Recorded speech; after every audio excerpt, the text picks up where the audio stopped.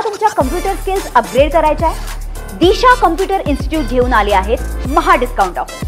आता कोणताही कोर्स करा फक्त 1800 रुपयांमध्ये। संजय राऊत मी ऐकलं ते म्हणाले भाजपचे दलाल आहेत, पक्ष फोडण्याचं काम हे करतात।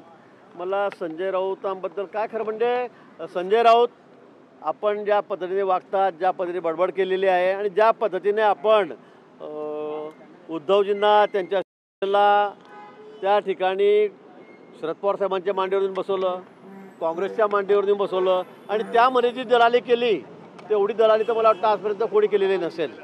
ही राजकीय दलाली त्यांनी केल्यामुळे सगळा म्हणजे पूर्ण उद्धवजींची सेना सगळी संपली।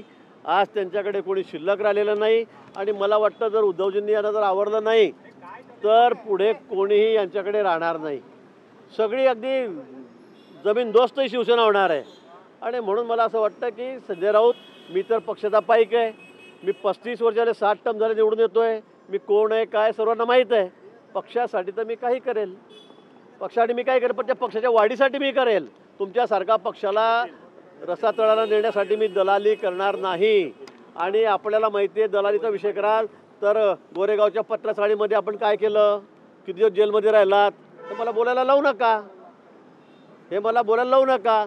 बाळासाहेबांच्या विचाराला तुम्ही हिंदुत्वाला तिलांजली दिली आणि त्या शिवसेनेला उद्धवजींना खुशाल त्या काँग्रेसच्या मांडीवरून बसवलं आणि सगळी शिवसेनाच तुम्ही संपवली आणि तुम्ही काय गप्पा करतात आणि अजूनही तुमची सगळी ही बडबड बंद झाली नाही तर मला वाटतं उद्धवजी तुमचं देवच आता भलं करो। की महाराष्ट्रद्रोही मराठीद्रोही आहेत आणि अमित शहा यांना महाराष्ट्र संपवायचं आहे।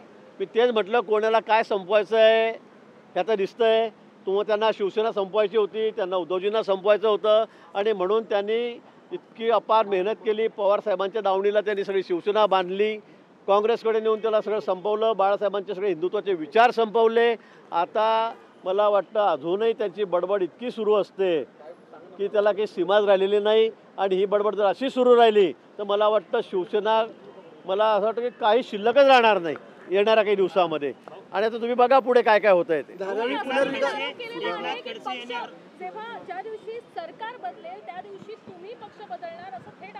पण मी सर्वांना माहिती आहे मी लहानपणापासून बालपणापासून स्वयंसेवक आहे, संघाचा मी स्वयंसेवक आहे।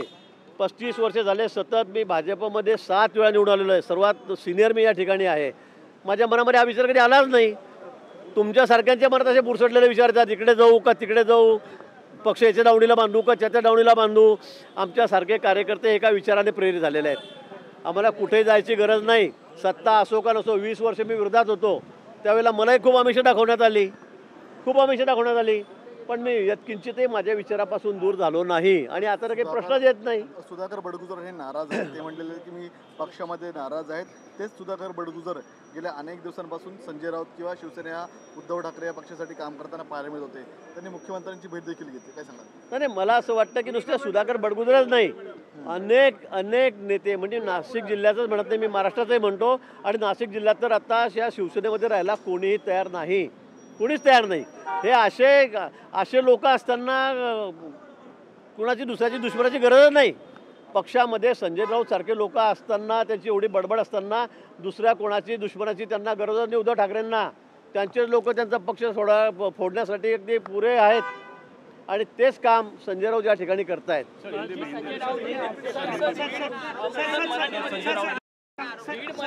एक बाब समोर येते, एकनाथ खडसे यांनी आरोप केला आहे की माझ्या भाच्याला जाणून बुजून तुम्ही अडकवलेला आहे आणि कुठेतरी नाशिकचं पालकमंत्रीपद तुम्हाला यासाठी हवंय की मलिदा खायचा आहे, असं तुमच्यावर आरोप केला। खडसे खूप आता उद्दग्ध अवस्थेत आहेत, त्यांची मानसिक स्थिती काही बिचारायची ठीक नाही। आपण बघतायत त्यांच्या हातामध्ये काही राहिलेलं नाही, त्यांना आता कोणी निवडून देत नाही। आता त्यांच्या भाच्याने आणि कोणत्या पीआयने मिळून एका महिला पीआयचा खून केला आणि त्यामध्ये ते 6-7 वर्ष आतमध्ये होते, हे सर्वांना माहीत आहे। आता त्यांनी त्या महिला इन्स्पेक्टरचा मर्डर केला, तिला पाण्यात फेकून दिलं, हे सगळं सूर्यप्रकाश इतकं स्वच्छ आहे। आता ते कोणी केलं काय केलं गोष्ट न्यायप्रविष्ट आहे, पण त्या केसमध्ये त्यांचा भाचा जेलमध्ये गेला, 7 वर्ष 6 वर्ष आतमध्ये राहिला।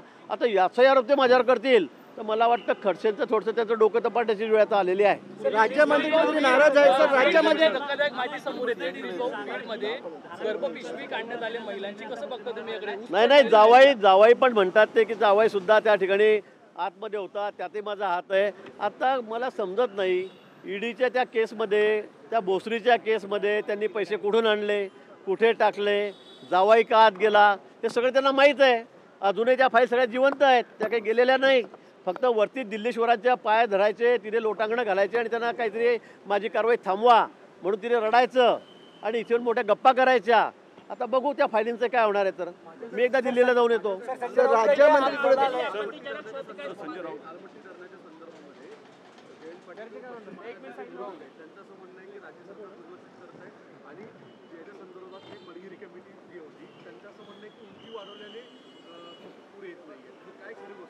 हे मला वाटतं ही परिस्थिती आहे. म्हणजे ही गोष्ट सूर्यप्रकाश इतकी स्वच्छ आहे की आलमट्टीमुळे आज सांगली असेल, कोल्हापूर असेल या भागामध्ये महापूर येतो, शहरं पाण्याखाली जातात. ही वस्तुस्थिती आहे.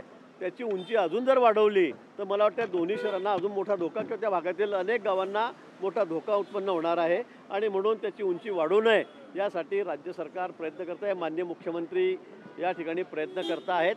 आम्ही केंद्र सरकारलाही विनंती केलेली आहे आणि मला वाटतं की त्यामुळे निश्चित आम्हाला मोठा धोका निर्माण होणार आहे. त्यामुळे आलमट्टी धरणाची उंची वाढणार नाही याची मला ही सुद्धा खात्री आहे. सर राज्य मंत्रिमंडळ बैठकीमध्ये एक निर्णय घेण्यात आलेला आहे की धारावीच्या पुनर्विकासासाठी दुग्ध विभागाची जमिनी देण्यात आलेली आहे. थांब ना. गर्भपिशवी काढण्यात आलेली आहे. हां धक्कादायक बाब आहे महिला कामगार आहेत त्यांची गर्भपिशवी काढण्याचे प्रकार पुढे आलेले आहेत. काय सांगा, कारण महिलांच्या आरोग्याचा विषय आहे. नाही मला या संदर्भात तुम्ही सांगतात मला माहिती, मी माहिती घेऊन सर सांगतो. धारावी पुनर्विकासासाठी दुग्ध विभागाची जमिनी देण्यात आलेली आहे राज्य मंत्रिमंडळामध्ये. धारावी पुण्याची जागा मदर डेअरीची जागा जी आहे ती धारावी पुनर्वसन संदर्भात येण्यासंदर्भातला निर्णय झाला. धारावी पुनर्वसनाच्या संदर्भामध्ये मला असं वाटतं की माननीय मुख्यमंत्री महोदयांना सर्व अतिशय म्हणजे सुरुवातीपासून ज्या वेळेला ते पूर्वी मुख्यमंत्री होते तेव्हापासूनची सर्व त्यांना माहिती आहे, तांत्रिक माहिती त्यांना सर्व आहे. त्या संदर्भामध्ये कुठेही नियमबाह्य काम केलं जाणार नाही, कुठलंही नियमबाह्य काम केलं जाणार नाही. आणि त्या ठिकाणी नियमाने जे असेल तांत्रिकदृष्ट्या तपासून तेच काम त्या ठिकाणी चाललेलं आहे. काही जागा त्या ठिकाणी पुनर्वसनासाठी कमी पडत असेल तर दुसरी जागा शासनाने देऊ केली असेल, त्यामध्ये चुकीचं काय मला असं वाटत नाही. आणि म्हणून नियमबाह्य त्या ठिकाणी काही केलं जाणार नाही. विरोधकांना चांगलंही बघायचं नाही आहे आणि त्यांना फक्त जे चांगला मी करतो ते वाईटच कसं आहे ते दाखवायचं आहे. स्वतः तर त्यांनी काही केलं नाही, उद्धवजींनी काही केलं नाही धारावीसाठी आणि आता आम्ही करतो आहोत. तर बस हे कसं चुकीचं आहे, ही जमिनीच्या घशात घालतायत, ती त्याला फुकट देत आहेत. मला वाटतं असे बिनबुडाचे आरोप ते करतायत.